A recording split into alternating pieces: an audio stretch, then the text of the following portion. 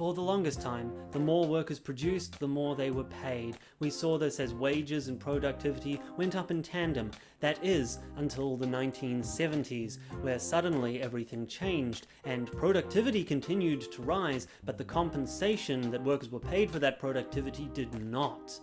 This is the politically enticing story that is told by all sides of the political compass. On one side you have people saying that it's because of free enterprise, and the other side you have people saying that it's because we left the gold standard.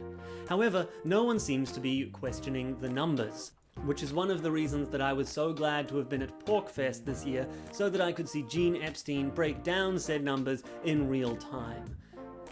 I even managed to record some of it with my phone camera. Apologies for the shaky footage, but if you're anything like me and you see these irritating graphs every single day from all sides of the political spectrum, then you will really want to see Gene Epstein break this down. Now, the red line tracks the real output per hour of all persons, as measured by the Bureau of Labor Statistics. Real means inflation adjusted. The blue line is compensation per hour. And the Bureau of Labor Statistics actually does cover compensation, including benefits. So it's a reasonable measure that they try to track. I have a little bit of difficulty with it, but this story shows something that I will tell you, a number of gold bugs have promoted this story on Twitter.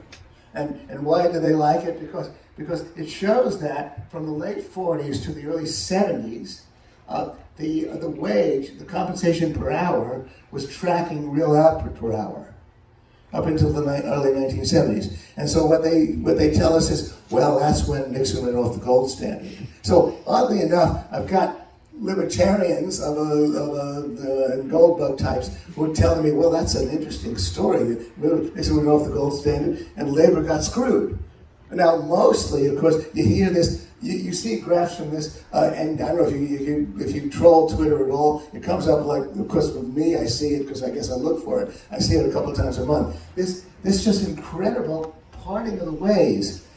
The Economic Policy Institute is a very left-wing institute. They run their own version of it, which has additional problems. But I've just taken the Bureau of Labor Statistics numbers, and I've shown that this is what you can actually conjure from an official agency. The Bureau of Labor Statistics is part of the Labor Department. There's an interesting sort of relationship between the BEA, Bureau of Economic Analysis, and the Commerce Department, and the BLS, and the Labor Department. But you can take this graph and you can show this appalling story, and it's easily postable. But anyway, so what do we make of this? Well, it looks amazing. You know that the story I just told is that labor compensation should keep up with productivity, and yet the one has been soaring and the other's been flat. Well, I should also emphasize that I checked with another guy who used to work for BEA, and he said, yeah, you're absolutely right, there's something wrong with this chart. Well, now let's get to the next chart.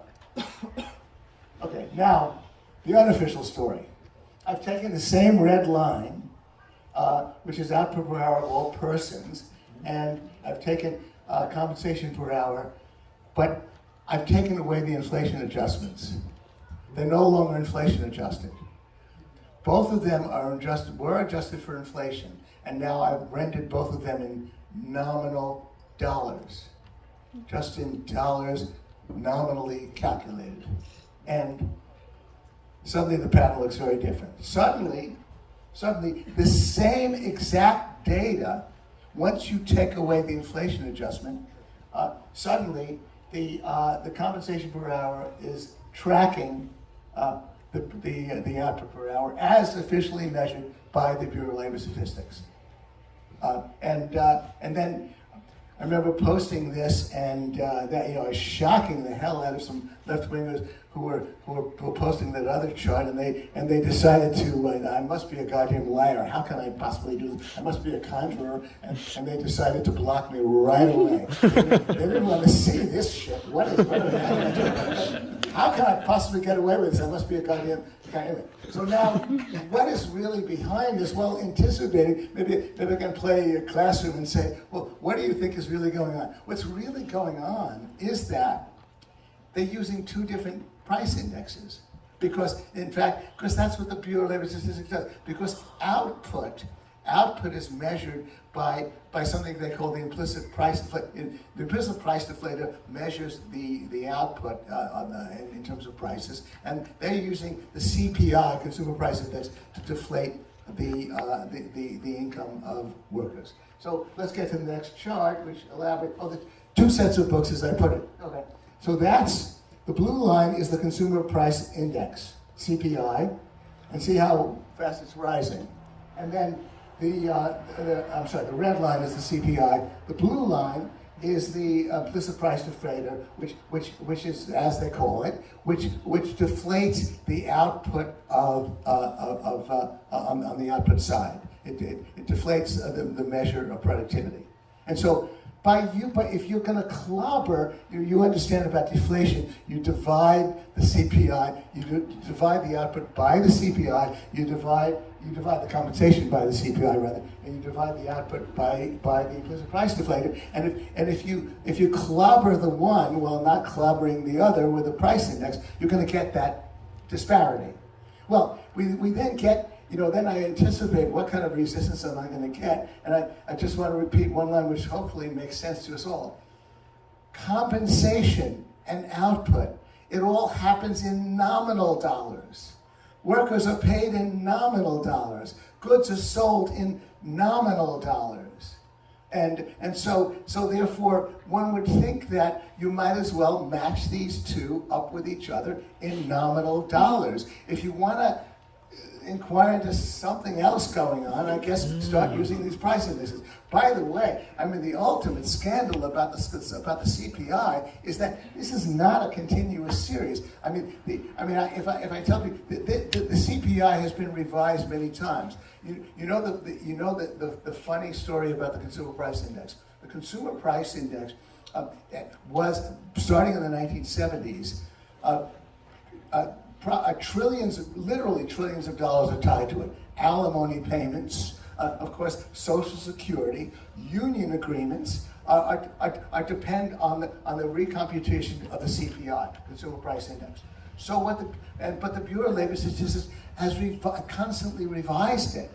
Now, what you're supposed to do when you revise a number is you're supposed to do the revisions retroactively so that you have a continuous series. But in fact, they don't do that, so they actually have a CPI that's not continuous, that really should not be deflating anything.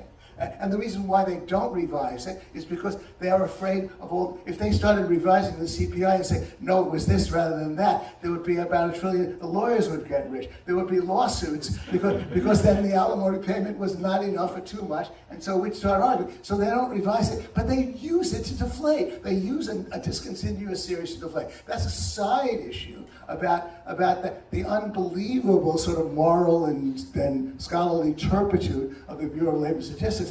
I was actually reassured when I spoke to this guy who was a consultant with the BEA. He was a third or fourth in command at the BEA. Now he's become my consultant. I used to know, and he readily agreed with me. He said, "Yeah, it is a little bit of a joke.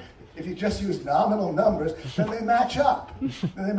They shouldn't be using two different price indexes." So oddly enough, what I'm really teaching you is all this classroom stuff about the use of government numbers. You probably feel, this is corrupting government numbers. Well, this is what it's an exercise in, but they're misusing government numbers.